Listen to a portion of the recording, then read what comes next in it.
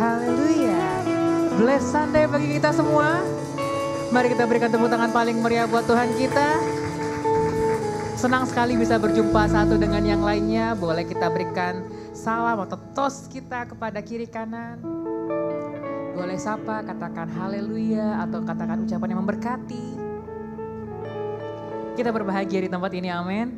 Dan selamat beribadah juga bagi semua umat Tuhan yang beribadah online di rumah masing-masing. Dan ini adalah minggu kedua kita masuk di bulan Januari tahun 2022. Dan benar-benar adalah hal yang memberkati kita, yang menunjukkan bahwa penyertaan Tuhan tetap ada dan akan selalu ada bagi kita. Yang percaya mari katakan amin. Kita sudah mendengarkan firman Tuhan tentang penyertaan Tuhan, bagaimana kita tetap berpegang teguh kepada Tuhan. Dalam Yosua 1 ayat 9 dikatakan, kuatkan dan teguhkanlah hatimu. Percaya karena kata firman Tuhan bahwa ketika kita memegang dan percaya pada firman Tuhan, apapun masalah, apapun rintangan, semua beban, semua permasalahan yang Tuhan izinkan terjadi dalam hidup kita adalah ringan adanya. Selama kita melihatnya dari sisi Tuhan, selama kita tetap berpegang teguh kepada apa yang Dia janjikan. Dan ini tahun 2022 kami mengundang seluruh umat Tuhan, seluruh kita kelompok, seluruh keluarga, seluruh departemen. Mari kita susun kembali strategi, mari kita susun kembali visi misi kita. Sebab tanpa visi misi, tanpa strategi dari keluarga, dari juga tim, dari juga pelayanan departemen, kita akan meraba sepanjang tahun 2022 dan kita bisa tidak sampai kepada panggilan Tuhan dan kita tidak mau itu terjadi, amin. Mari kita mulai untuk bisa berkumpul kembali dan ibadah-ibadah sudah aktif kembali seperti biasa. Ada ibadah 2 kali di hari Minggu dan sekolah Minggu anak 1 kali kita adakan setiap hari Minggunya jam 9 untuk sekolah Minggu, dan ibadah raya ada 2 kali jam 9 dan jam 11. Lalu ibadah doa syafaat tetap kita lakukan setiap hari Senin di tempat yang sudah ditentukan. 4D juga sesuai dengan hari dan waktu yang sudah ditentukan, dan tidak lupa juga doa semalaman setiap hari Jumat jam 11 malam di tempat ini. Tetap semua ibadah-ibadah kita lakukan sesuai dengan protap new normal. Dari social distancing, mulai mencuci tangan dan juga memakai masker selalu dalam ibadah kita. Dan saat ini kita akan membaca ayat renungan kita bangkit berdiri. Dalam Amsal 21 ayat 21, siapa mengejar kebenaran dan kasih akan memperoleh kehidupan, kebenaran, dan kehormatan. Sama-sama kita baca Amsal 21 ayat 21. Siapa mengejar kebenaran dan kasih akan memperoleh kehidupan, kebenaran, dan kehormatan. Mari kita berikan tepuk tangan paling meriah buat Tuhan kita. Haleluya. Sebab firman-Nya berkata bahwa sebab Tuhan Allahmu dialah yang berjalan menyertai engkau. Dia tidak akan membiarkan engkau dan tidak akan meninggalkan engkau. Amin. Yang siap memuji Tuhan, mari kita berikan sorak-sorai yang paling meriah untuk Tuhan kita. Haleluya Tuhan, kami siap untuk memuji-Mu. Kau Tuhan yang selalu menyertai setiap langkah kami.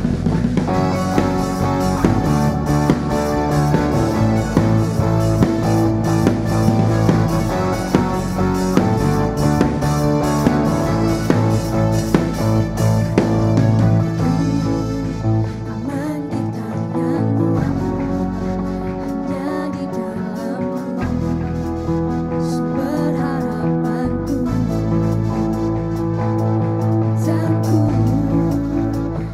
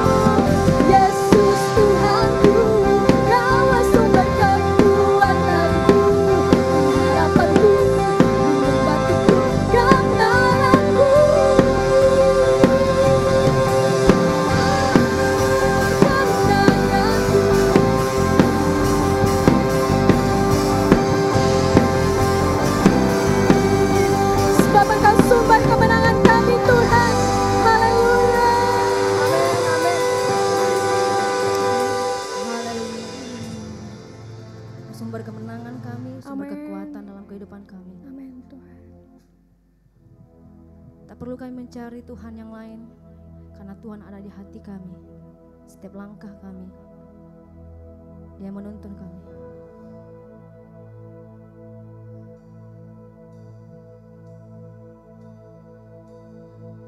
Kasih Tuhan.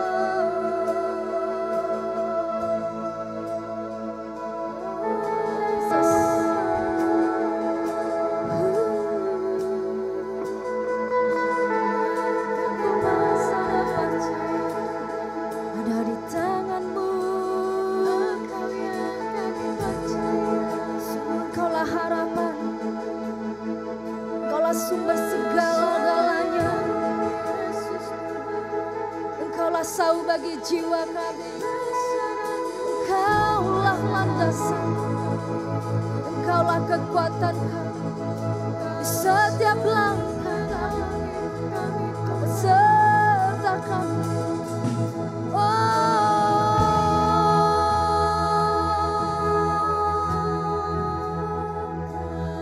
Kami puji Kau Tuhan, kami puji Kau Allah yang berkuasa. Engkau yang layak ditinggikan.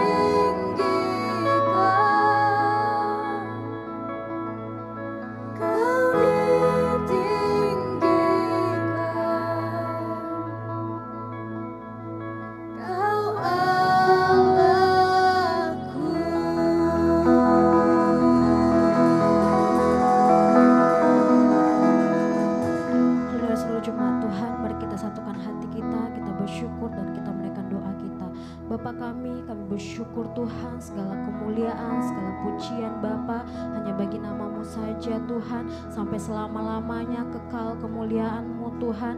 Kami bersyukur pada hari ini Bapa, kami seluruh jemaat-Mu Bapa dapat memuji nama-Mu di hadirat-Mu Bapa. Kami juga bersyukur Tuhan Yesus, bagi Tuhan Yesus minggu ini Bapa, kami dapat Tuhan seluruh GKI Padang dapat memulai kegiatan ibadah kami di sepanjang minggu. Terpujilah nama Tuhan yang telah membimbing kami, yang telah Tuhan Yesus membukakan Tuhan Yesus kegiatan ibadah kami, sehingga kami dapat dimuridkan kembali, sehingga kami dapat diberkati lagi Tuhan di dalam gereja-Mu Bapa. Terpujilah nama-Mu. Kami juga bersyukur Tuhan di awal tahun ini Bapa, kami dapat bersama-sama dengan Engkau Tuhan. Terima kasih Bapa buat kekuatan, terima kasih Tuhan Yesus buat kesehatan, terima kasih buat kesegeran jiwa bagi kami, terima kasih buat kebahagiaan, terima kasih buat sukacita yang sungguh melimpah-limpah bagi kami seluruh jemaat-Mu Tuhan. Oh Tuhan, segala kemuliaan bagi-Mu. Kami juga bersyukur buat kesehatan Tuhan, kekuatan yang telah Tuhan berikan bagi kami seluruh jemaat-Mu Bapa. Terima kasih Tuhan Yesus.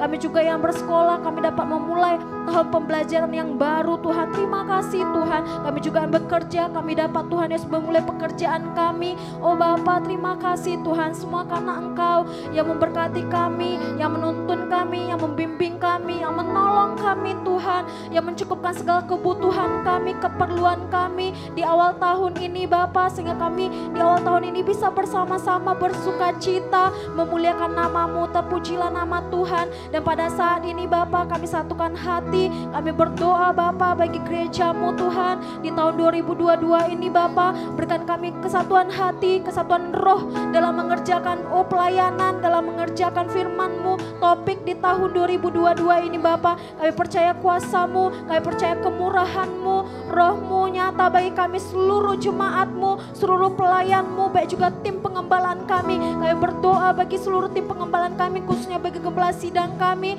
Roh-Mu, kuasa-Mu semakin bekerja, semakin melimpah-limpah, semakin pengurapan-Mu Tuhan luar biasa memberkati hamba-Mu dalam membimbing kami, seluruh jemaat-Mu, seluruh pelayan-pelayan-Mu untuk sampai kepada rencana-Mu, khususnya di tahun 2022 ini Bapa. Setiap topik-topik yang telah dipersiapkan Tuhan, kami percaya Engkau telah berbicara kepada hamba-Mu, sehingga kami semakin diperlengkapi, sehingga kami semakin diberkati, menjadi orang-orang yang takut akan Tuhan, membawa nama-Mu dimanapun kami berada, membawa nama-Mu Tuhan menjadi saksi Tuhan. Kami percaya pelayan semakin diberkati, pelayanan juga Tuhan semakin berkembang, semakin luas, semakin Engkau bukakan Tuhan pintu-pintu peminjalan khususnya di Sumatera Barat ini Bapa. Kami percaya Tuhan telah memberikan visi yang baru, misi yang baru, biarlah kami semuanya benar-benar menyatukan kekuatan kami, menyatukan hati kami, menyatukan roh kami untuk mengerjakannya, sehingga semuanya dapat lancar dan dapat dikerjakan bersama-sama. Semua kami bertumbuh,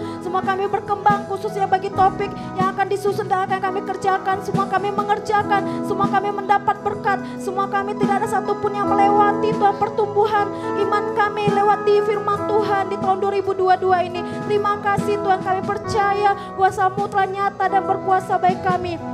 Kami juga berdoa Bapa bagi setiap pekerjaan usaha kami. Kami percaya seluruh umat Tuhan diberkati, bahkan pekerjaan kami semakin meningkat. Kami percaya Tuhan Yesus, biarlah Roh-Mu yang bekerja bagi kami. Roh Kudus berikan Tuhan hati-Mu, berikan visi misi bagi pekerjaan kami, ide-ide baru, kreativitas yang baru, sehingga pekerjaan kami semakin meningkat dan berkembang di tahun ini Bapa. Dan kami percaya semua kami menjadi kepala bukan menjadi ekor. Kami yang merindukan naik pangkat, Tuhan berkati, sehingga supaya kami semakin naik pangkat, semua pekerjaan kami, yang usaha kami akan kami mulai, Tuhan berkati sehingga oh Tuhan Yesus berhasil dan beruntung kami, Tuhan Yesus, haleluya Bapa, yang oh Tuhan Yesus menginginkan usaha baru, yang memulai pekerjaan baru, baik kami yang juga merindukan Tuhan Yesus lapangan pekerjaan yang baru, Tuhan bukakan Tuhan, oh jadikan kami berhasil dan beruntung Tuhan, yang menyatakan bagi kami di dalam nama Tuhan Yesus, apa yang kami pegang, apa yang kami sentuh diberkati karena Tuhan ada di dalam kami, bahkan kami bersandar penuh kepadamu, tidak bersandar kepada pengertian kami sendiri, tapi kami bersandar kepada Tuhan karena Tuhan akan menjadikannya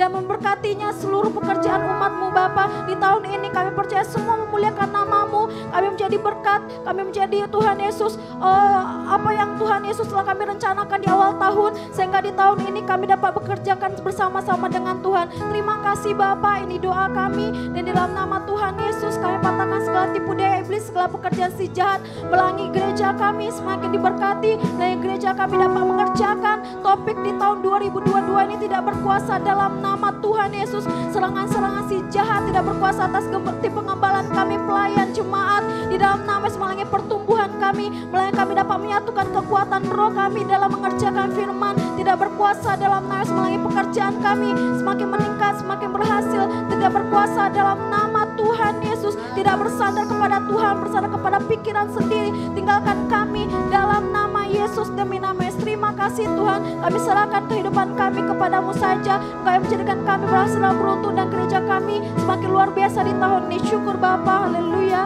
amin.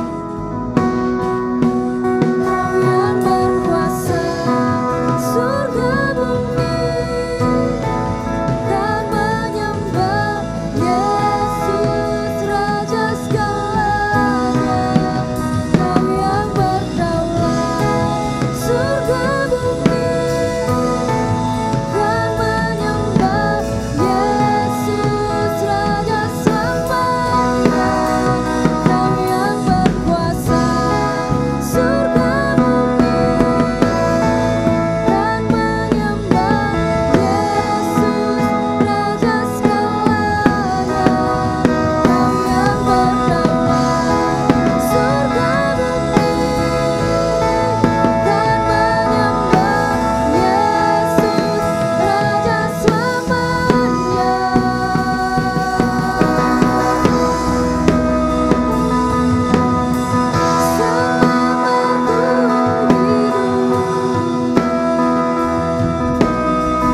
Apapun musimku, ku percaya kebesaran-Mu, kekuatanku di dalam-Mu. Ku serahkan hidupku, akui kuasa-Mu, ku serukan kebesaran-Mu, masa depanku terjaga di tangan-Mu.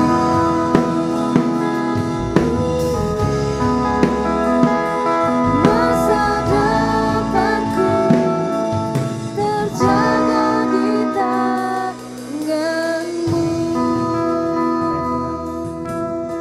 Engkaulah Allah yang berdaulat dalam kehidupan kami. Dan seluruh hidup kami ini hanyalah milik-Mu saja Tuhan, dan bukan milik kami. Kami bersyukur di awal tahun kembali kami berkumpul di hadapan hadirat-Mu. Karena kami sangat tahu Tuhan bahwa kami tidak bisa menjalani kehidupan kami seorang diri. Kami perlu hadirat-Mu, tuntunan-Mu, dan kami perlu firman-Mu Tuhan.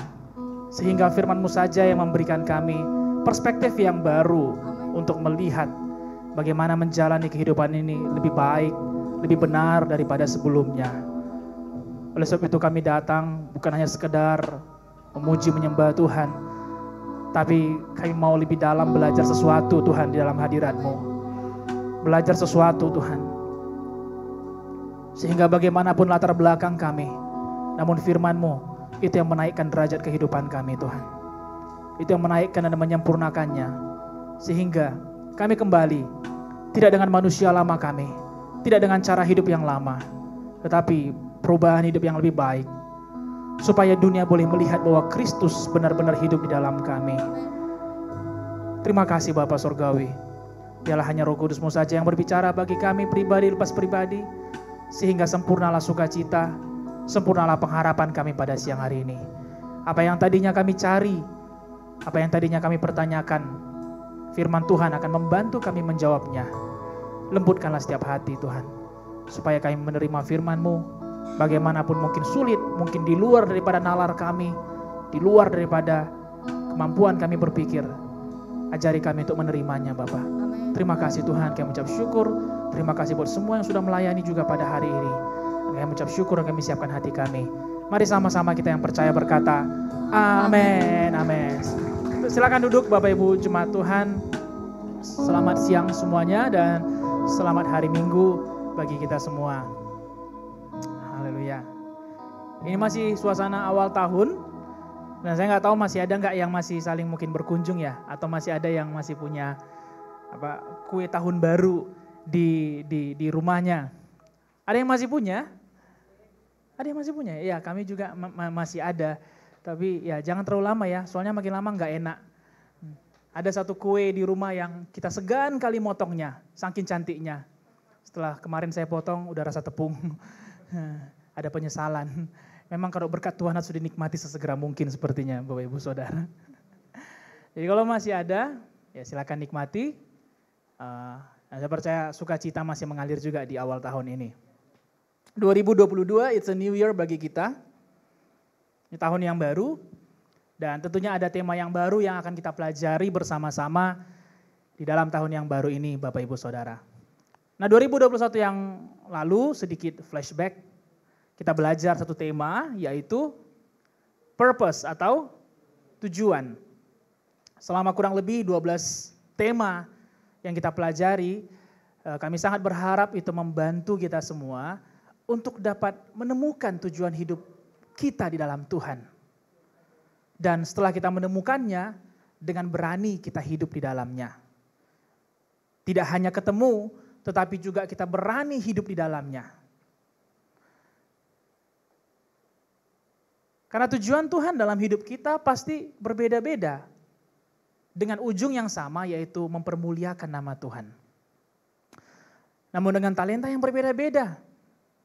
Ada yang di musik, ada yang di pujian, ada yang di usaha, ada yang di bisnis, ada yang juga di pendidikan, ada yang di kegiatan-kegiatan tambahan ekstrakurikuler yang lainnya.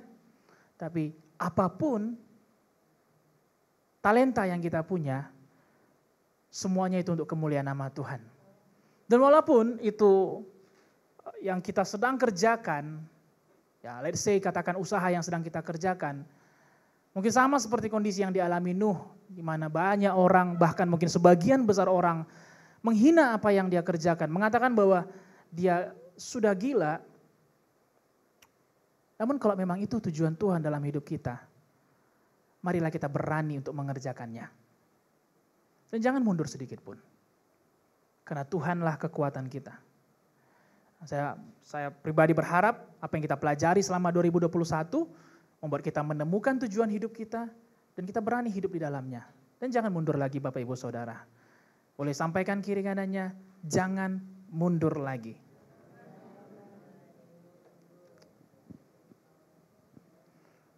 Awal tahun, biasanya awal tahun ini kita selalu membuat resolusi tahun baru atau pencapaian apa sih yang mau saya kejar di tahun yang baru ini. Ada yang sudah buat resolusi tahun barunya? Ada? Nah, kalau belum ada, jangan terlalu lama. Karena biasanya, saya belajar ini 2 tahun yang lalu, ya karena kesibukan, karena udah balik kepada rutinitas sehari-hari, ya sudah hilang ininya, ya udah tiba-tiba sudah akhir Januari saja dan kemudian ya sudahlah apa target tahun lalu ya marilah kerjakan lagi tahun ini. Nah mumpung ini masih minggu yang kedua, masih fresh, masih tidak hanya kekuatan Roh Kudus, mungkin juga kekuatan roti tahun baru itu masih ada dalam karena masih tinggi gula ya kan. Nah mari kita pergunakan untuk mulai catat, buat apa yang menjadi resolusi kita di tahun 2022. Kalau kita bingung untuk membuatnya, atau mungkin kalau kita sedikit hopeless dalam membuatnya, oleh karena mungkin pencapaian kita tahun yang lalu mungkin tidak penuh. Nah, kalau itu yang sedang terjadi bagi kita Bapak Ibu Saudara, mari mulai saja membuat resolusi dengan membuat hal-hal apa yang perlu saya perbaiki. Apa yang menjadi sumber daripada masalah di tahun yang lalu? Segala masalah pasti ada sumbernya, bukan? Tidak ada masalah yang terjadi secara tiba-tiba, yaitu namanya pencobaan. Tapi permasalahan, itu ada sumbernya. Dan kalau kita tutup sumbernya, kalau kita ubah sumbernya, maka permasalahan yang sama tidak akan lagi terjadi. Bermacam-macam sumber masalah. Ada yang berasal daripada ego pribadi, ada yang berasal dari kurangnya perencanaan, kurang planning. Ada juga yang berasal dari manajemen keuangan yang buruk. Ada juga yang berasal dari kemalasan. Ada yang berasal dari sering mengerjakan sesuatu dengan kebut-kebutan, buru-buru, rushing. Dan ada banyak sumber lainnya. Atau mungkin permasalahan kita bersumber dari persekutuan kita dengan Tuhan atau persekutuan dengan sesama yang kurang. Dan setiap sumber permasalahan perlu kita tutup. Perlu kita ubah. Supaya terjadi perubahan. Kita nggak mungkin mengharapkan tahun ini will be better daripada tahun yang lalu. Kalau sumber yang sama tetap kita buka Bapak Ibu Saudara. Kalau kita nggak tutup, kita tahu nih, oh masalah yang lalu atau masalah yang terjadi tahun lalu, ini seringnya bersumber karena saya terlalu ego sama diri saya. Dan tahun ini, kita tetap hidupkan, kita tetap pupuk ego kita.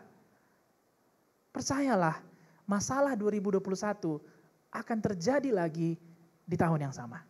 Di tahun yang baru maksud saya. Nah kita tahu nih, bahwa ternyata kita nggak bisa nabung karena manajemen keuangan yang buruk. Ya kita perlu tengking segala roh boros ya kita tengking. Tapi tidak berhenti di sana, kita pun perlu membuat manajemen keuangan yang baik. Kita perlu catat. Dan setelah kita catat pengeluaran dan pendapatan, akhir bulan kita perlu review. Kita perlu lihat, oh pengeluaran mana ya yang semestinya tidak perlu saya keluarkan. Oh mana ya pendapatan yang semestinya bisa saya tingkatin lagi. Dan kalau itu kita ubah, maka tahun ini nggak akan sama. Maka tahun ini nggak akan sama. Amin, Bapak Ibu Saudara. Nah, setiap permasalahan ada sumbernya dan semua sumber perlu kita ubah.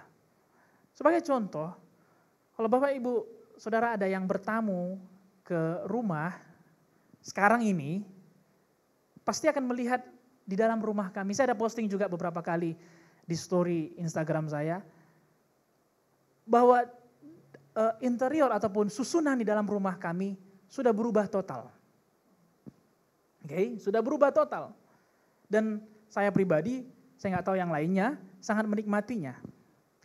Nah ceritanya ini berasal seperti ini. Karena perubahan harus ada triggernya. Nah, tahun yang lalu itu beberapa kali, saya nggak bilang sering kali, beberapa kali setiap kali kami pulang dari luar, saya sama ibu selalu buka pintu dan kemudian, bukan selalu, sering beberapa kali mengatakan kayak gini, aduh rumah ini sumpek kali. Saya bilang ini kurang besar apa ya, saya bilang. Sumpek kali, kadang pernah saya emosi, saya bilang gini, mak gue lihat rumah ini, lihat aja perjuangannya, saya bilang. Itu bukan karena rohani, karena udah kesal. Bukan, tapi alasannya agak-agak rohani kan, tapi sebenarnya kesel Bapak Ibu Saudara. Saya bilang, udah lama lihat aja perjuangannya, gue usah lihat rumah ini, udah nanti kita. Karena beberapa kali ibu katakan, aduh sumpah kali, aduh rumah ini kok kayak gudang ya, aduh kok rumah ini ada yang kurang dari rumah itu.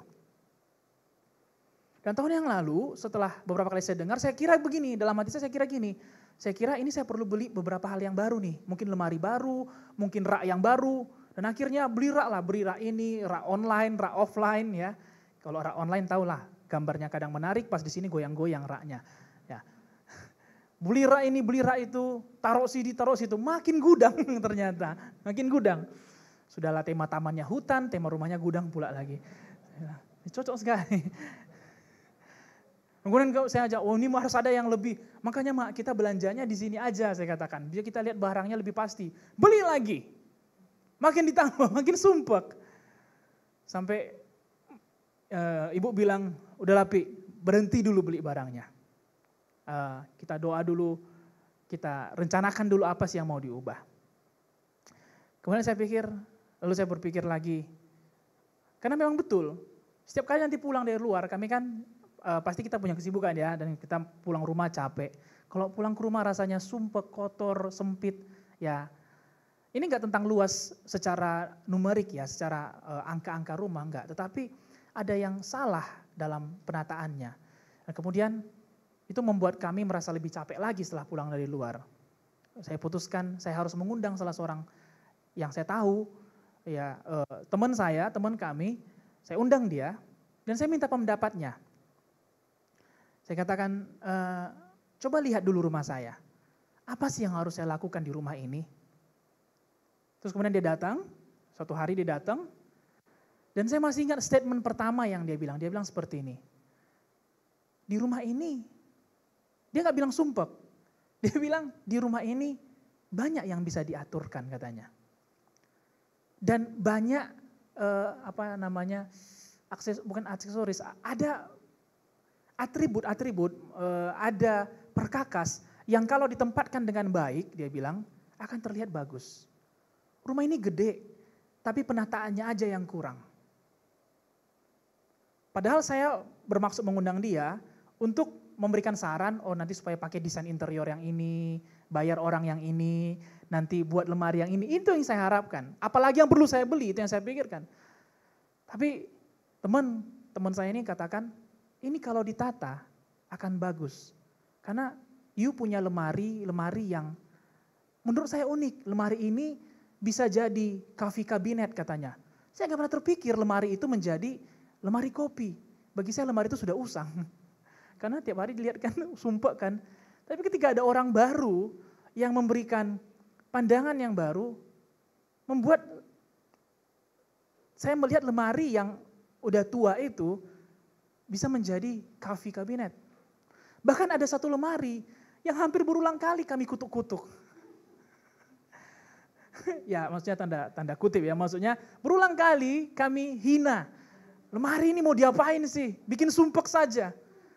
Lemari ini, aduh tahu gini gak usah dibeli. Wow, udah habis kena kutuk lah lemari itu. Makanya dia jadi lemari mungkin karena kena kutuk. Tapi ternyata Bapak Ibu Saudara, lemari yang kami hina-hina itu hari ini menjadi lemari TV. Dan sangat berguna. Dan setelah kami tata ruangannya, ruangan itu lebih berangin, lebih bersinar. Ada lagi satu kesalahan saya suka nambah-nambah lampu. Tambah lampu, kok masih gelap ya? Kok tambah lampu lagi, masih gelap. Tapi ternyata bukan lampu yang salah, sinarnya yang gak masuk. Dan kemudian meja makan, pada waktu teman kami ini menyampaikan bahwa meja makan ini harus dipindah, saya dalam hati saya nggak setuju. Karena saya sangat bangga meja makan ini di sini. Ini kalau kamu pindah di dapur, akan lebih enak, akan lebih cozy dan iya tapi lihatlah dapur ini sumpuk sekali saya bilang. Dapur ini, that's why nanti dapur ini aja yang direnov katanya. Jadi nggak perlu semua direnov, cuma dapur ini saja. Dan kemudian ya kita mulai buat perubahan, kita mulai ambil libur dan kemudian ibu dan semua kami sama-sama mengerjakan perubahannya. Nggak cepat, butuh beberapa hari, butuh beberapa penyesuaian lagi. Nggak selalu yang direncanakan bisa berjalan dengan baik. Tapi setelah dikerjakan Bapak Ibu Saudara yang terkasih, rumah itu lebih bersinar. Lampu jadi lebih hemat, lebih berangin. Dan dimanapun duduk, nyaman sekali. Kalau nggak percaya, datanglah. Ya nanti kan cuma saya yang mengatakan, tapi nggak ada yang datanglah. Tapi jangan rame kali ya. Nanti buat ininya, jadwalnya. Grup A, grup B, grup C, grup D gitu. Ya, roti tahun baru sudah mau habis sih. Nah nggak apa-apa lah, nanti kita bisa makan. Ada mie instan. Tapi cobalah datang dan rasakan apa yang perbedaan yang terjadi di dalam rumah yang setelah kami tata. Dari situ saya belajar. Kadang kita pikir hidup ini harus ada hal yang baru interesting, baru excited, baru menarik hidup ini. Wah, saya harus punya sesuatu yang baru, saya harus punya talenta yang baru. Saya harus pindah ke sekolah yang lebih baik dulu. Saya harus punya motor yang lebih bagus, mobil yang lebih bagus, transportasi yang lebih keren. Baru kemudian kita excited dalam menjalani kehidupan ini. Ternyata salah. Hidup ini perlu ditata. Rearrangement. Karena ketika ditata, hidup ini menjadi lebih menarik. Hidup ini menjadi lebih menarik. Nah, mari kita pergunakan awal tahun ini untuk menjadi momen bagi kita menata ulang kembali kehidupan kita. Menata ulang apa yang seharusnya menjadi prioritas dalam kehidupan kita. Bisa jadi hidup ini enggak menarik bukan karena masalahnya banyak kali, bukan.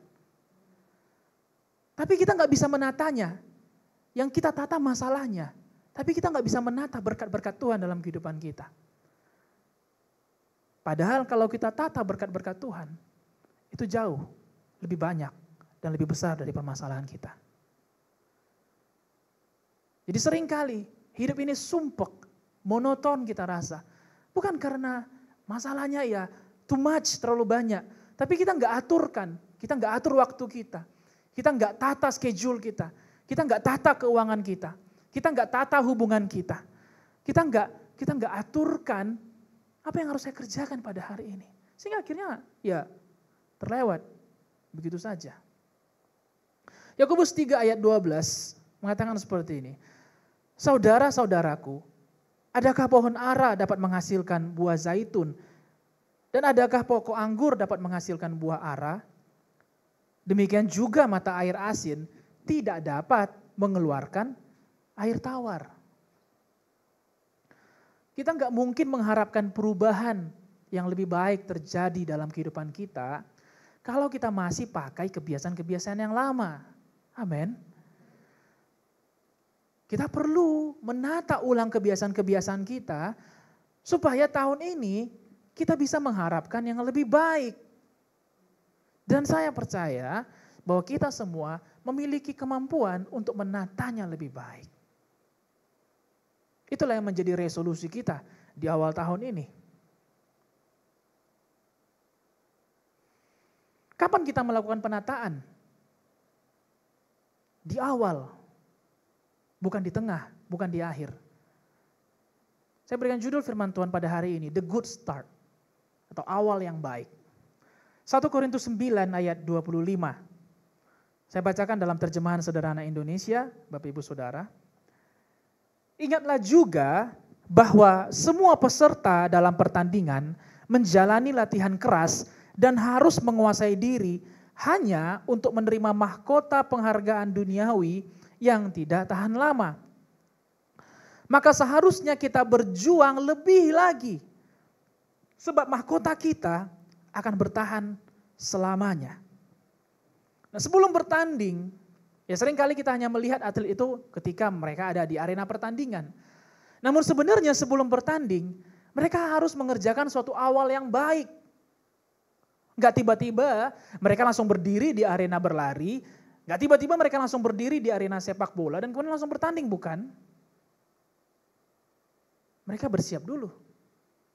Dan 1 Korintus berkata bahwa persiapan yang mereka lakukan mencakup dua hal. Yang pertama adalah latihan yang keras. Dan yang kedua harus menguasai diri.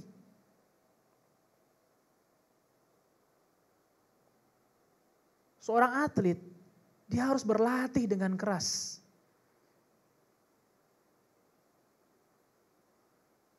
Kalau ada yang menyukai tinju, boxing, ataupun mixed martial arts, Bapak Ibu Saudara bisa lihat, mereka akan menggunakan lawan sparring ataupun lawan bayangan yang berbeda-beda setiap kali mereka akan naik ke arena pertandingan. Kalau yang nanti dia lawan terkenal dengan kecepatan, maka dia akan berlatih dengan kecepatannya. Dia akan mencari lawan yang memang terkenal cepat. Kalau yang akan dia lawan nanti, lawan yang terkenal dengan powernya, maka dia akan berlatih dengan lawan yang terkenal powernya. Supaya suatu ketika dia kena hook, kena jab, ataupun kena undercut, kena uppercut maksud saya, dia nggak terkejut. Nggak tiba-tiba nanti di dalam arena, aduh keras juga ya katanya. Karena dia sudah melatih dirinya dengan lawan yang kurang lebih memiliki power yang sama. Demikian juga seorang atlet belajar untuk menguasai dirinya. Menguasai apa yang dia makan, berapa cairan yang harus dia minum, kapan dia mesti istirahat, berapa jam istirahatnya, kapan dia boleh cheating, dia makan bebas. Apalagi ketika seorang atlet tinju harus diukur timbangannya, mereka akan sangat-sangat menakar makanan dan minumannya. Dan semuanya itu mereka lakukan di awal. Gak mereka lakukan di pertengahan pertandingan, apalagi di akhir pertandingan. Supaya mereka gak menyesal. Supaya mereka gak katakan, aduh tahu gitu saya harusnya cari lawan latihan yang begini ya.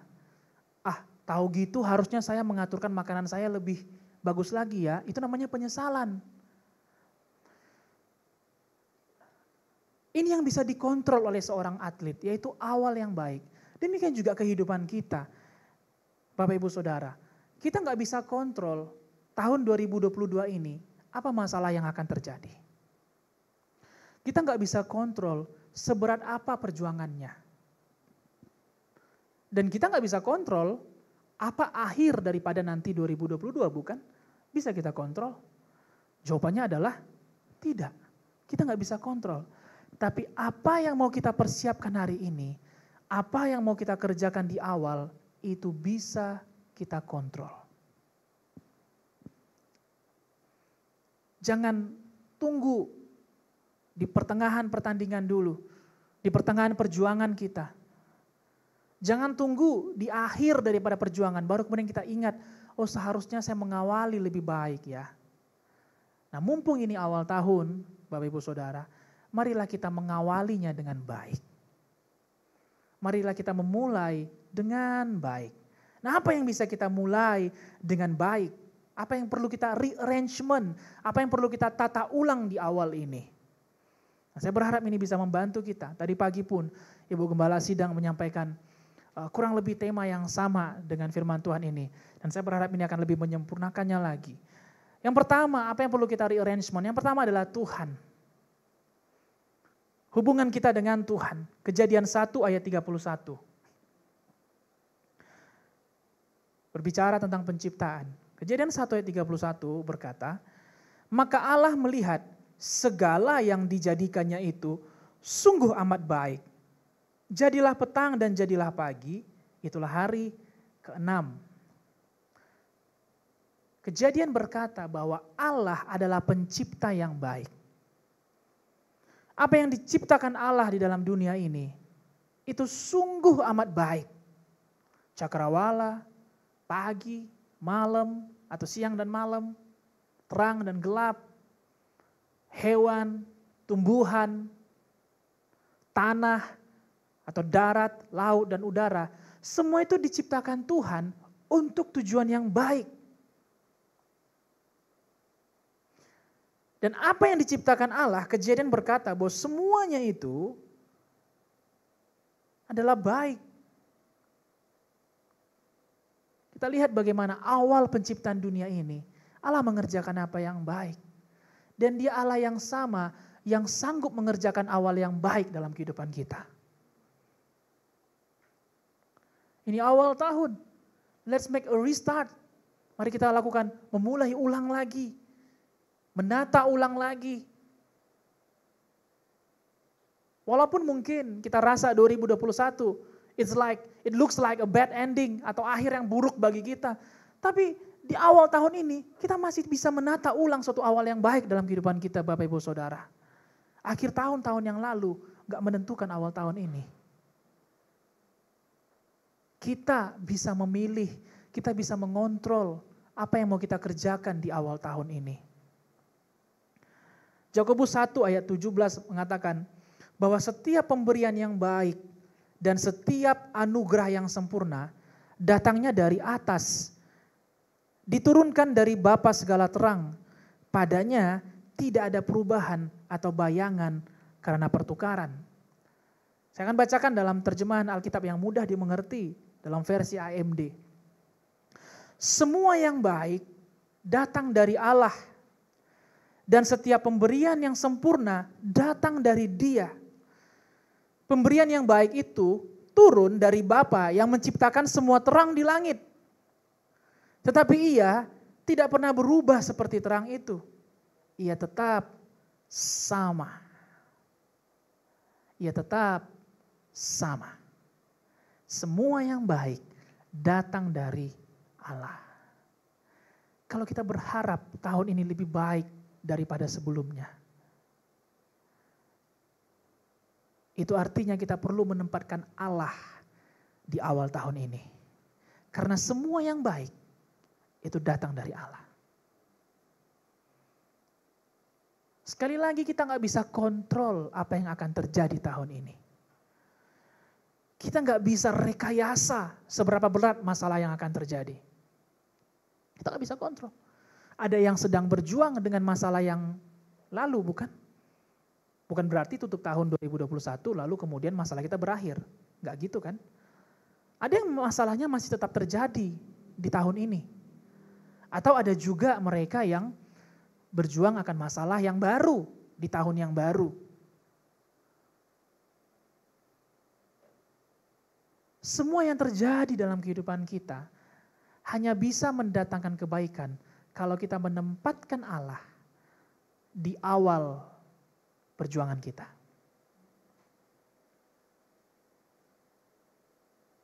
Kalau kita nggak memberikan ruang bagi Allah untuk bekerja, bagaimana mungkin kebaikan bisa terjadi? Bagaimana mungkin sesuatu yang baik bisa terjadi? Kalau kita nggak berikan ruang bagi Tuhan bekerja. Sekali lagi Bapak Ibu Saudara, pada waktu Kejadian 1 mengatakan, Allah nggak pakai penasehat, Allah nggak berunding dengan siapapun. Dia bekerja secara independen dan dia menciptakan hari pertama, kedua, ketiga, keempat, kelima, dan keenam. Dan setelah hari keenam, sebelum hari ketujuh, hari istirahat, Allah melihat apa yang diciptakannya itu baik. Dan apa yang terjadi dalam kehidupan kita? Itu either dua. Bisa diciptakan Tuhan, bisa diizinkan Tuhan.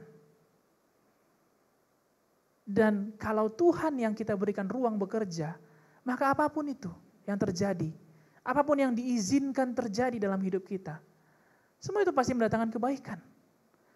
Pasti mendatangkan kebaikan. Mungkin kita nggak ngerti waktu itu terjadi, tapi bulan depan, 2 bulan lagi, tahun depan, kita akan mengerti, oh kenapa itu terjadi. Tujuannya adalah mendatangkan kebaikan. Dan apa yang Allah kerjakan selalu mendatangkan kebaikan. Tidak pernah mendatangkan malapetaka. Nah itu pertanyaannya, bagaimana caranya saya bisa memberikan ruang bagi Tuhan bekerja di awal ini? Kita perlu memiliki hubungan yang dekat dengan Tuhan. Kita perlu rearrangement lagi, kita perlu tata ulang lagi hubungan kita dengan Tuhan. Jangan menjadi seseorang, ya mungkin selama masa pandemi, pasti kita mengalami depres ataupun penurunan daripada kualitas rohani. Mungkin karena ibadah yang sempat dilakukan online atau apapun lah alasannya. Nah ini waktu bagi kita untuk rearrange lagi, supaya kita memiliki hubungan yang baik, yang dekat dengan Tuhan, Bapak Ibu Saudara. Bagaimana Tuhan bisa bekerja kalau kita nggak punya hubungan dengan Dia? Bagaimana Allah bisa bekerja kalau di awal tahun ini hanya kita saja yang berencana, tapi kita nggak berikan ruang bagi Dia untuk bekerja? Kita perlu memiliki hubungan dengan Tuhan. Semakin dekat kita dengan Tuhan, maka semakin kita bisa merasakan kebaikannya. Dan oleh sebab itu kita perlu dekat dengan Tuhan itu enggak anugerah. Kita perlu ada usaha untuk dekat dengan Dia. Yakobus 4 ayat 8 bagian A. Tadi pagi dibacakan bahwa, saya akan bacakan Yakobus 4 ayat 8 dalam terjemahan sederhana Indonesia. Mendekatlah kepada Allah, maka Dia akan mendekat kepadamu. Hai kamu yang berdosa, bersihkanlah tanganmu dari perbuatan jahat. Dan kamu yang mendua hati, murnikanlah hatimu. Pilihlah satu saja, mengasihi Tuhan atau mengasihi dunia. Yakobus 4 ayat 8a tadi pagi dibacakan, mendekatlah kepada Tuhan, maka Ia akan mendekat kepadamu. Mendekat itu adalah kata kerja. Kita nggak bisa mendekat kalau hanya duduk-duduk saja, bukan? Mendekat itu artinya ada langkah yang menuju. Mendekat itu artinya aktif bergerak. Dan bukan Tuhan yang kita paksa dekat, karena memang Dia sudah dekat dengan kita. Tetapi kita memaksa diri kita untuk mendekat kepada Dia. Haleluya. Mari kita mendekat kepada Tuhan. Ada usaha kita untuk dekat. Nah apa usahanya untuk kita mendekat? Bagaimana supaya saya bisa dekat dengan Tuhan ya? Melalui doa kita. Melalui membaca dan merenungkan firman Tuhan. Melalui pujian dan penyembahan kita. Dan ada satu lagi yang bisa saya sampaikan pada hari ini. Dalam Yakobus 4 ayat 8 tadi dalam terjemahan sederhana Indonesia. Dikatakan bagian B-nya. Dan kamu yang mendua hati, murnikanlah hatimu. Pilihlah satu saja, mengasihi Tuhan atau mengasihi dunia. Setiap hari ini, besok, lusa, 3 hari lagi, minggu depan, bulan depan, hidup kita tidak akan bebas dari memilih. Hidup kita tidak akan bebas dari memilih. Setiap hari kita harus memilih. Orang dewasa dia memilih. Anak-anak yang dipilihkan. Ya kan? Jarang anak-anak misalnya umur 2 tahun, ayo dek lihat lemari, pilih mau pakai baju apa. Ya, pasti mamanya yang pakaikan baju, celana, lalu kasih tepung ke muka, Pak. Gitu. Cemong-cemong kan jadi. Tapi kalau dia semakin besar dia bisa memilih, mak bedaknya terlalu tebal. Ini udah gak kayak bedak, udah kayak tepung terigu lagi ini di wajah saya. Dia mulai bisa memilih, saya nggak mau celananya hitam, saya mau celananya warnanya krem. Saya nggak mau baju yang warna putih, saya maunya baju warna hitam. Hanya orang dewasa yang bisa memilih. Dan hidup kita tidak akan luput dari memilih. Selain daripada berdoa, membaca, merenungkan firman, memuji, menyembah Tuhan, pilihan sehari-hari membawa kita lebih dekat dengan Tuhan. Oleh sebab itu pilihlah Tuhan, mengasihi Tuhan. Kita nggak mungkin semakin dekat dengan Dia kalau setiap pilihan harian kita selalu menyenangkan hawa nafsu kita. Mana yang senang sama saya saja deh, mana yang enak di gua aja deh, mana yang nyaman di gua aja deh, gua nggak mau pilihan-pilihan yang nggak nyaman. Ketika kita terus-menerus memilih itu, maka kita nggak akan bisa dekat dengan Tuhan. Dan semakin kita jauh dari Tuhan, semakin kita nggak rasakan kebaikannya. Dan semakin kita nggak bisa rasakan kebaikannya, maka percayalah, tahun ini tidak akan lebih baik dari tahun yang lalu. Ada yes, Bapak Ibu Saudara? Nah, kita perlu memilih untuk mengasihi Tuhan atau mengasihi dunia. Mengasihi dunia dan menyenangkan dunia tidak mendatangkan sesuatu yang baik. Karena semua yang baik hanya datang dari Allah saja. Yakobus 1 ayat 17 berkata seperti itu. Sekali lagi saya bacakan bahwa mengasihi dunia dan menyenangkan dunia tidak mendatangkan apapun yang baik. Karena semua yang baik itu hanya berasal dari Allah saja. Memang kita perlu menyenangkan hati orang tua kita, hati teman-teman kita. Tapi di atas itu, kita perlu menyenangkan Tuhan. Karena semua yang baik, itu datang dari Tuhan saja. Poin yang kedua, yang perlu kita rearrangement lagi untuk awal yang baik, yaitu hubungan dengan keluarga kita. Sama-sama kita katakan keluarga. Nah, tidak ada manusia yang lahir sebatang kara. Semua manusia punya keluarga. Bahkan Yesus pun yang melalui pembuahan yang tidak jasmaniah, atau pembuahan yang supranatural. Yesus pun tidak memilih lahir sebatang kara. Tapi Yesus memberikan contoh bagi kita bagaimana dia lahir di dalam sebuah keluarga. Padahal Yesus dikandung tidak dengan cara yang fisik atau lahiriah. Dia bisa aja lahir seorang diri. Dia bisa aja katakan, Maria kamu seorang diri saja. Kamu kan tidak perlu dibuahi oleh seorang laki-laki. Jadi ya cukup berdua saja Maria dan Yesus. Tidak. Yesus lahir dalam sebuah keluarga. Ada Yusuf, Maria, ada pemilik palungan, pemilik penginapan. Lalu kemudian ada orang Majus, ada gembala-gembala. Dan ada yang lainnya. Yesus berikan contoh bagi kita bahwa nggak ada yang sebatang kara. Kita ini lahir dalam sebuah keluarga. Bukan kita yang memilih. Itu Allah yang memilihkan. Itu Allah yang memilihkan. Dan apakah guna keluarga bagi kita? Nah, dari sekian banyak yang mau saya sampaikan pada hari ini, keluarga adalah training ground bagi kita. Keluarga adalah arena bagi kita untuk latihan. Apa yang perlu kita latih di sana? Karakter kita, emosi kita, respon kita, sikap kita, bahkan gaya hidup kita, itu dilatih di dalam keluarga. Semua ini dilatih di dalam sebuah keluarga. Dan Tuhan tidak pernah salah menempatkan kita di dalam keluarga. Ada mungkin saudara yang merasa cocok dalam keluarga itu.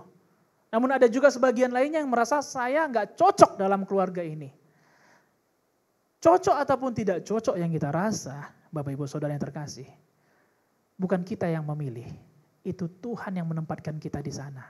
Dan setiap yang Tuhan pilihkan itu tidak pernah salah.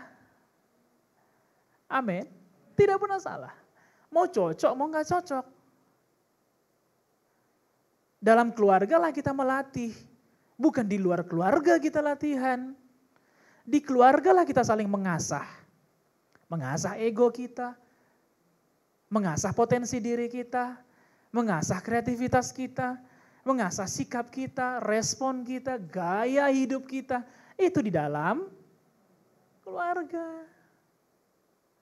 Karena ketika kita melatih sikap kita, gaya hidup kita, ego kita melatih karakter kita di luar keluarga, maka tujuan Tuhan gak akan terjadi dalam hidup kita.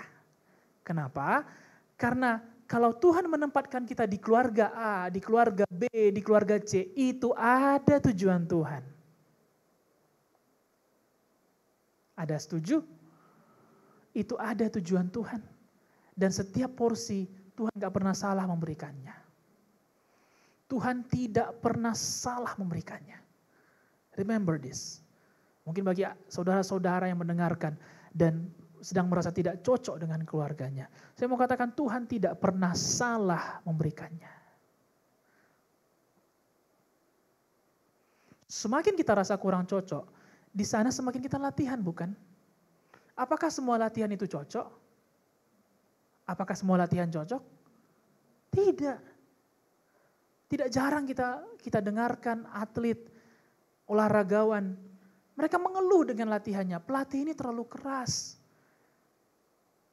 Aduh latihannya capek banget. Aduh latihannya menyiksa sekali. I almost give up on that training ground katanya. Saya hampir menyerah di dalam training itu. Tapi seorang pelatih gak akan salah memberikan latihan kepada muridnya.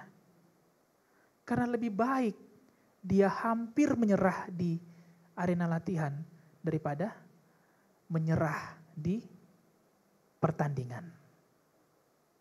Amin. Kalau kita rasa ada yang gak cocok dalam keluarga ini, Tuhan gak salah taruh kita di sana. Walaupun arena berlatihnya tidak cocok, Tuhan bentuk kita lebih keras, mungkin lebih daripada training orang lain. Supaya nanti kita masuk ke marketplace, kita datang ke sekolah kita datang ke pekerjaan kita. Supaya nanti kelak kita datang ke dalam pelayanan kita, ke gereja kita, ke komunitas kita nggak menyerah di sana. Karena kita sudah belajar melatih diri kita, karakter, sikap, ego, gaya hidup kita di dalam keluarga. Dan ketika kita temukan orang yang lebih buruk dari keluarga kita tidak terkejut. Dan kita tidak menjadi kecewa, Bapak Ibu Saudara yang terkasih. Apa yang perlu kita latih di dalam keluarga? 1 Yohanes 4 ayat 20 mengatakan seperti ini. 1 Yohanes 4 ayat 20. Jikalau seorang berkata, aku mengasihi Allah dan ia membenci saudaranya, maka ia adalah pendusta. Karena barang siapa tidak mengasihi saudara yang dilihatnya, tidak mungkin mengasihi Allah yang tidak dilihatnya. Apa yang perlu kita latih adalah how to love. Bagaimana cara mengasihi. Secara simpel, aplikasi bagaimana mengasihi tertera di dalam Kolose 3 ayat 18 sampai 21. Nah, aplikasi daripada bagaimana saya mengasihi, how to love, tertera ada 4 poin. Yang pertama dalam ayat 18, istri mengasihi suami, menaati suami. Ayat 19, suami mengasihi istri dan tidak menyakiti hatinya. Ayat 20, anak-anak menaati orang tua. Ayat 21, ayah ataupun orang tua tidak membuat anak-anaknya sakit hati. Aplikasi daripada how to love, bagaimana saya mengasihi dalam keluarga saya, tertera dalam Kolose 3 ayat 18 sampai 21. Dan semua ini perlu kita lakukan. Kenapa? Ada 3 alasan. Ada 3 alasan kenapa kita perlu belajar untuk how to love. Yang pertama, karena kasih itu pengikat yang menyatukan dan menyempurnakan. Kolose 3 ayat 14. Dan di atas semuanya itu, kenakanlah kasih sebagai pengikat yang mempersatukan dan menyempurnakan. Yang kedua, kenapa kita perlu belajar mengasihi dalam keluarga? Karena keluarga adalah pusat pertahanan. Matius 12 ayat 25 berkata, setiap kerajaan yang terpecah-pecah pasti binasa.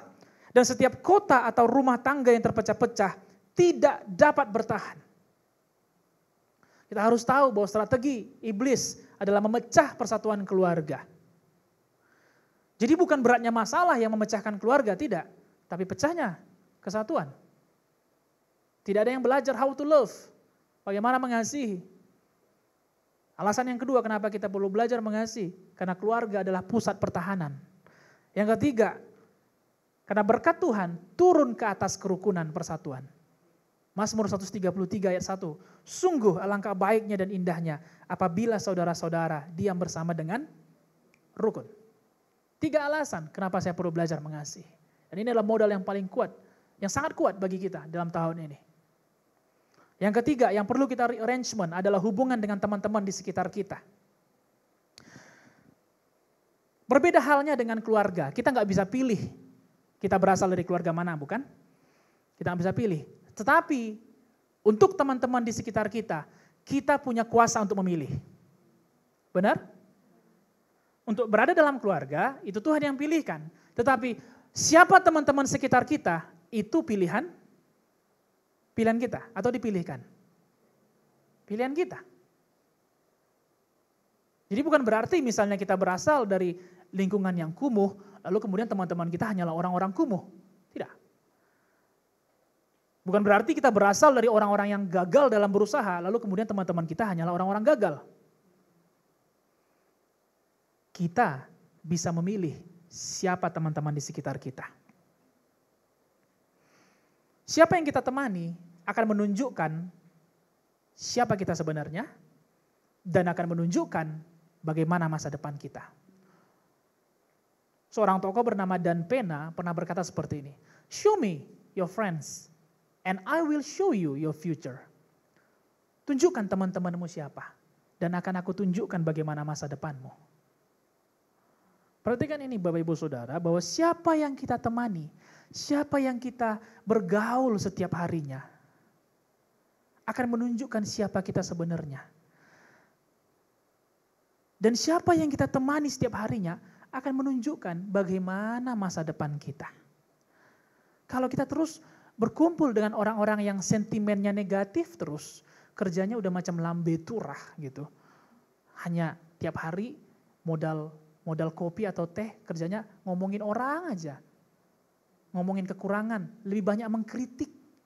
Kalau mengkritik itu lebih cepat daripada kereta manapun. Sinyalnya itu kuat dalam menangkap kritikan itu. Kalau itu yang kita temani setiap hari.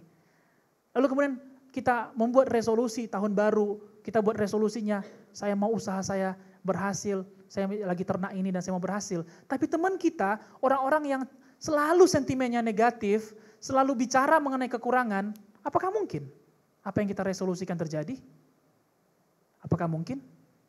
Itu mah gak perlu turut campur tangan Tuhan, Bapak Ibu Saudara. Siapa yang kita temani aja sudah akan menunjukkan apakah usaha kita akan berhasil atau tidak. Ya kan? Lalu kita buat resolusi, saya mau menjadi 10 besar. Tapi yang kita temani, orang yang cabut, orang yang bolos, yang pandai buat contekan, itu yang kita temani tiap hari. Itu mah gak perlu Tuhan, gak perlu thinking dalam nama Yesus, sudah pastilah gak akan jadi 10 besarnya. Kalaupun jadi itu hasil, ya itu saudara yang jawab ya. Nah kalau kita misalnya mengharapkan jodoh yang dari Tuhan, pasangan hidup yang sepadan, tapi yang kita temani setiap hari, orang-orang yang fasik, bebal, yang membawa kita jauh daripada Tuhan. Aduh itu mah gak perlu kerjaan Tuhan, gak perlu merasa Tuhan kok gak turut campur tangan. Bukan, kita yang salah pilih teman. Haleluya. Life ataupun hidup kadang-kadang gak serumit itu. Siapa yang kita temani akan menunjukkan siapa kita, yang akan menunjukkan apa masa depan kita. Oleh sebab itu sangat penting bagi kita untuk bijaksana memilih siapa yang kita temani. Benar bahwa Allah memanggil kita bukan menjadi anak-anak gampang, tapi kalau teman kita tiap hari anak-anak gampangan, maka kita pun akan menjadi anak gampangan.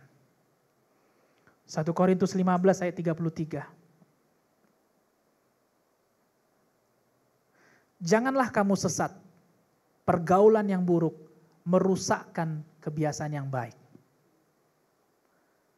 Kita berada dalam gereja, mungkin 2-3 kali dalam gedung gereja dalam 1 minggu.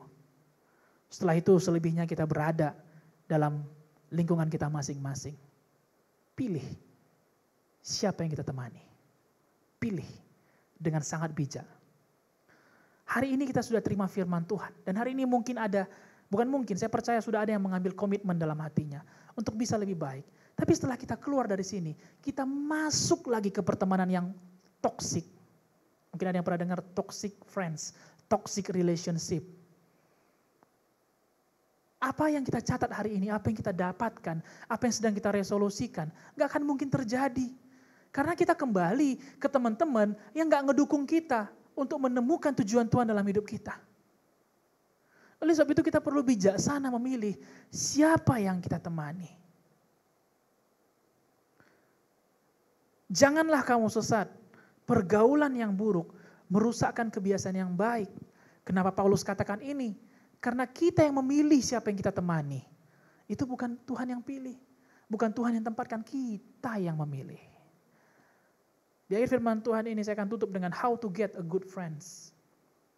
Saya mengundang tim present worship untuk boleh maju. Sebelum saya tutup, bagaimana untuk mendapatkan teman-teman yang baik? Dan saya sangat berharap kita berani pada hari ini untuk memilih teman-teman yang baik dalam hidup kita.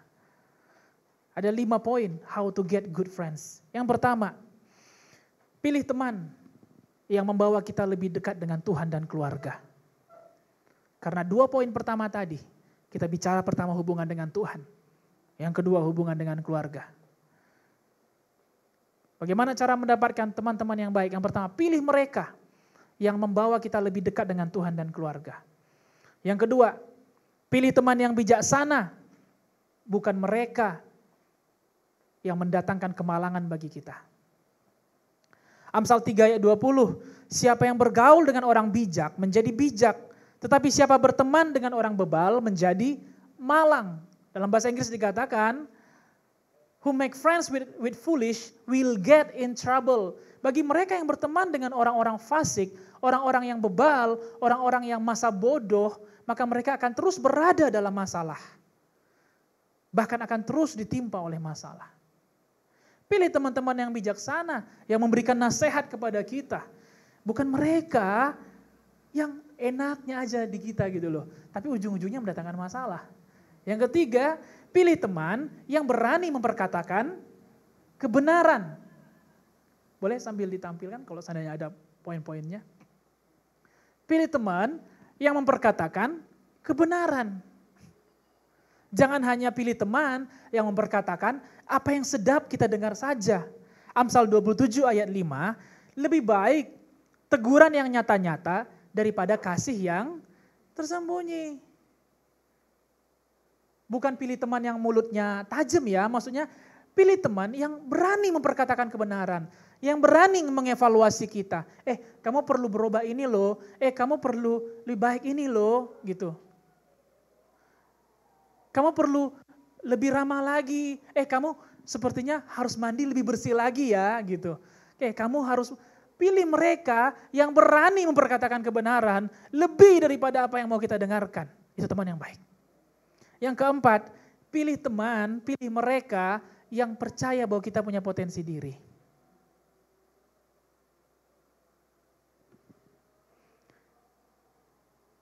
Dan yang kelima, be a good friend to others. Sembari kita mengharapkan menemukan teman-teman yang baik, jadilah teman yang baik. Karena saya percaya bahwa apa yang baik akan menarik apa yang baik. Amin. Sesuatu yang baik akan menarik apa yang baik. Saya sendiri pernah masuk dalam suatu musim dalam hidup saya tidak percaya dengan teman Bapak Ibu Saudara. Karena ketika waktu kami pendidikan, khususnya pada waktu kami koas, praktek di rumah sakit, adalah hal yang biasa bagi saya nggak katakan saya, bagi teman-teman untuk saling menggigit, untuk saling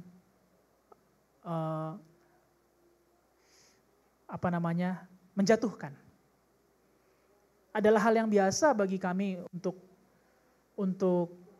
mempermalukan teman dalam hal akademis maksudnya ya. Sehingga saya nggak percaya, saya nggak mudah percaya. Bagi saya orang dekat sama saya itu semua itu omong kosong saja. Dan saya masuk ke dalam satu zona, satu area di mana saya nggak percaya sama orang lain. Bahkan apa yang mereka omongkan saya anggap lalu. Karena saya dikelilingi oleh orang-orang yang waktu itu memang tidak bisa pegang kata-kata, bahkan menjatuhkan kita ketika kita tampil presentasi. Dan saya nggak percaya sama orang lain. Sampai suatu waktu, tahun-tahun yang lalu, saya masuk dalam sebuah masalah dalam kehidupan. Dan ketika saya masuk, saya nggak punya teman. Dan masalah itu memang berat. Tapi karena nggak ada teman, masalahnya menjadi lebih berat. Dan hari itu saya belajar bahwa, saya perlu memilih teman ya. Saya harus belajar untuk open diri saya, membuka diri saya untuk memulai lagi pertemanan. Dengan siapapun. Dengan kakak rohani, teman-teman gereja, teman-teman pelayanan, dengan teman-teman di pekerjaan saya mulai berani, tidak lagi takut. Dan ketika saya mulai membuka diri dan saya mulai menjadi selektif, mana sih yang benar-benar good friends bagi saya nantinya. Ketika saya mulai membuka diri dan saya menemukan beberapa orang yang menjadi teman baik, setiap kali saya masuk dalam masalah, walaupun masalahnya berat, dia menjadi lebih ringan. Karena saya punya support system. Dan saya percaya hal yang sama juga terjadi bagi kita semua. Get a good friend. Temukanlah teman yang baik. Temukan itu di dalam Tuhan. Dan 5 poin ini bisa membantu kita untuk menemukan teman yang baik. Demikianlah ketiga hal ini yang perlu kita tata ulang untuk menjadi suatu awal yang baik di tahun yang baru. Yang pertama, mendekat kepada Tuhan. Yang kedua, menjadikan keluarga sebagai arena berlatih. Dan yang ketiga, memilih teman-teman yang baik. Tuhan Yesus memberkati kita semua. Dan biarlah tahun ini menjadi tahun yang penuh dengan sukacita dan kemenangan bagi kita.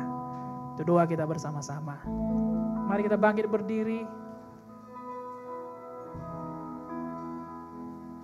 Mari kita bangkit berdiri.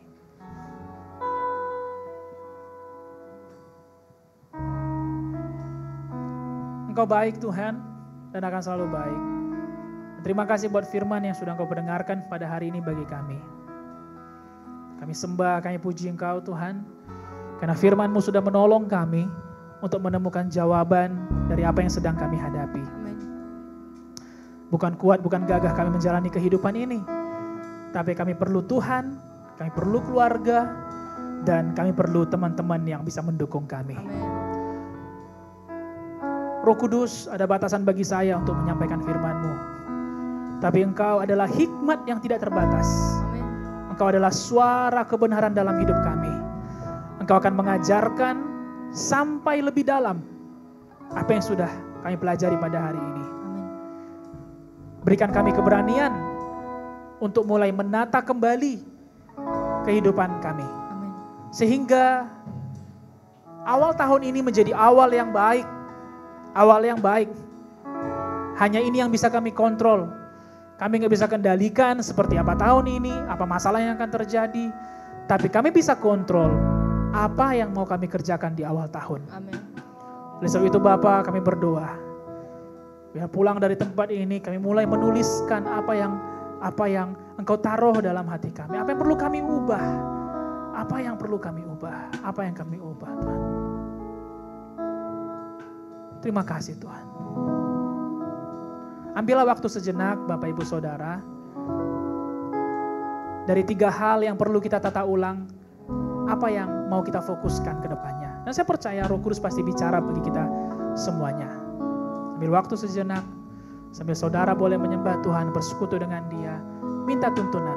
Apa yang mesti ditata ulang dalam kehidupan kita masing-masing.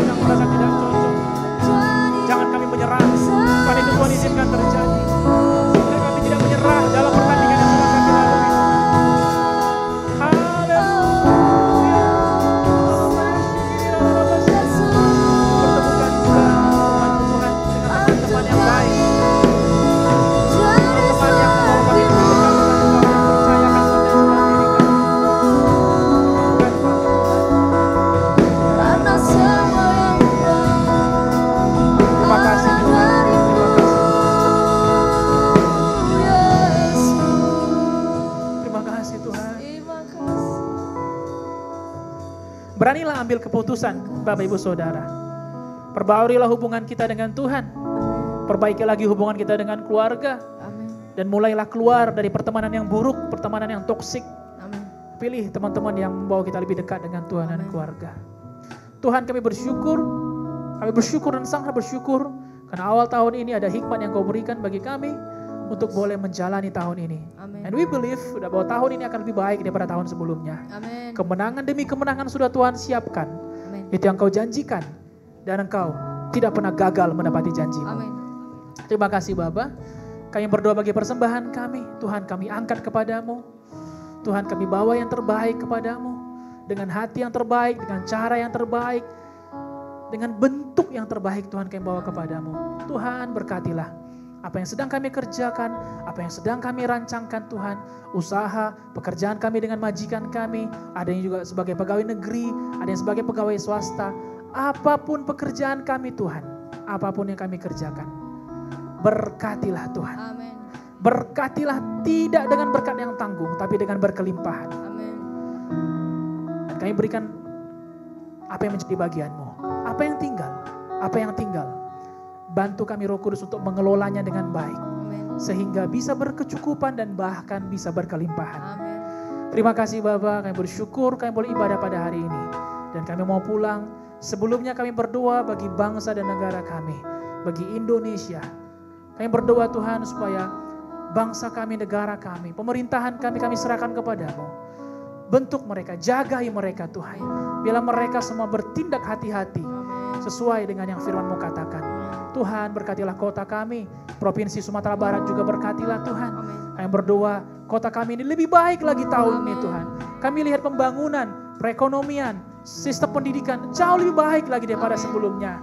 Engkau yang membuat kami berani berharap Tuhan. Dan kami tidak percaya dengan apa yang kami lihat, tapi kami percaya Allah yang kami sembah sanggup mengerjakan lebih daripada apa yang kami pikirkan. Berkati juga gembala sidang, keluarga, berkati full timer dalam gereja ini, berkati para leaders, para pelayan-pelayan yang melayani dalam gerejamu. Biarlah tahun ini Tuhan kami menemukan lagi dan berjalan lagi dalam visi-Mu Tuhan. Dan kami percaya tahun ini kami menjadi jemaat yang lebih dewasa lagi, lebih bertumbuh lagi, sehingga apapun musim yang akan terjadi, kami tidak menjadi lemah. Terima kasih Tuhan, saya serahkan semua jemaat ini ke dalam tangan pengasihan-Mu. Berkatilah kami, tibakan dengan selamat sampai di rumah masing-masing. Baik semua kami kuat dan sehat. Kami dengarkan juga beberapa teman-teman yang sakit, saudara kami yang sakit. Tuhan kami berdoa, sembuhkan mereka sampai sempurna Tuhan. Bilur-bilur Yesus menyembuhkan mereka, menjamah mereka, dan mengubahkan apa yang sakit dalam kehidupan mereka. Terima kasih Bapa, kami ucap syukur, dan kami tutup ibadah kami. Satu hati kami menggunakan kuasa dari Allah di dalam nama Yesus. Segala sakit-sakit penyakit, wabah pandemi tidak bisa menjamah semua kami. Segala kejatuhan, segala kegagalan di dalam nama Yesus. Tinggalkan setiap orang-orang yang percaya kepada Tuhan dalam nama Yesus. Marilah kita mengangkat tangan kita ke sorga dan terimalah berkat daripada Allah Bapa, Allah yang penuh kasih, yang penyayang, dan terimalah berkat daripada Tuhan Yesus, kasih-Nya dan berkat-Nya yang telah menyelamatkan kita, kematian-Nya yang menyembuhkan kita, dan terimalah berkat daripada Roh Kudus yang menjadi penolong sekarang sampai selama-lamanya. Tuhan Yesus memberkati kita semua, dan yang percaya berkata, amin. Amin. Tuhan Yesus memberkati. Have a good Sunday.